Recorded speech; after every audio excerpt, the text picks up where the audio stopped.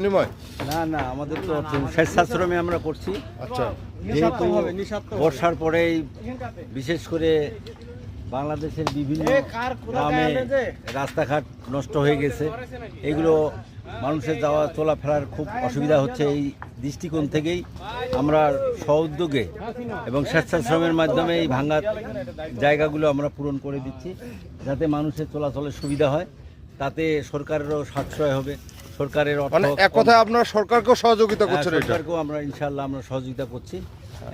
এইভাবেই এটা কি আপনার ইউনিয়নে মানে সারা বড়শিশি ইউনিয়নে এই কাজ করতেছেন? সারা বড়শিশি ইউনিয়নের যত কাজগুলো, সমস্ত বড়শিশি ইউনিয়নের যত কাজ, যত ভাঙাচুরা আছে, রাস্তাঘাট অকেজো হয়ে আছে, সেগুলো আমরা স্বেচ্ছাশ্রমের মাধ্যমে আমাদের নেতাকর্মীদের উৎসাহে আমরা অনুপ্রাণিত হয়েই আমরা এই কাজগুলো করছি। ইনশাআল্লাহ।